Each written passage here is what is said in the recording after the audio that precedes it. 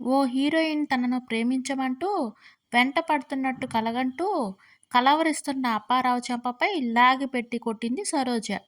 ఆ దెబ్బకు నిద్రమత్తుపోయి తుళ్ళిపడి లేచాడు అప్పారావు.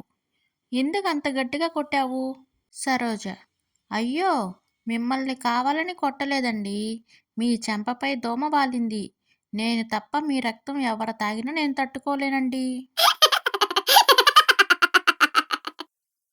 భర్త: ఫోన్ చూస్తూ వంట చేయవద్దని నీకెన్నిసార్లు చెప్పాలి? రసంలో చింతపండు లేదు, ఉప్పు లేదు. భార్య: తినేటప్పుడు ఫోన్ చూడవద్దని మీకెన్నిసార్లు చెప్పాలి? మీరు రసం పోసుకోలేదు, అన్నంలో నీళ్లు పోసుకున్నారు.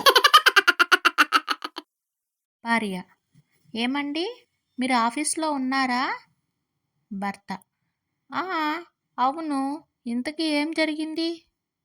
భార్య: మరేం లేదండి, ఉన్నట్టుండి మన పని మనిషి కనపడట్లేదు.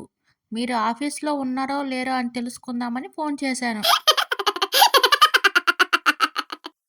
భార్య: మీరు రోజు వంటగదిలోకి వెళ్ళి చక్కెర డబ్బా మూత తీసి చూస్తున్నారు ఎందుకండి?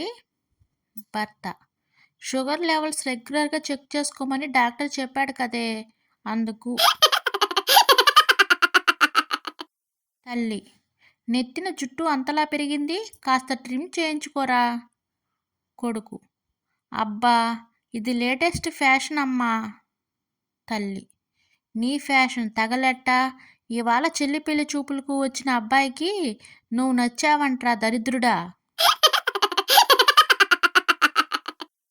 డాక్టర్: ఏంటండి సుబ్బారావు, ఒకేసారి 4 పళ్ళు రాలాయి?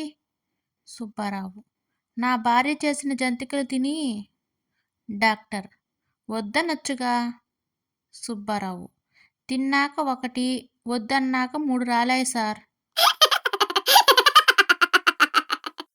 లాయర్: చూడయ్యా కిషోర్, మొన్న మీ ఇంట్లో చొరబడిన దొంగల్ని మీరు చూడడం, వాళ్ళను పట్టుకోవడానికి మీరు మీ భార్యతో కలిసి ప్రయత్నించిన విషయం కోర్టులో చెబితే దొంగలకు శిక్ష పడుతుంది కదా.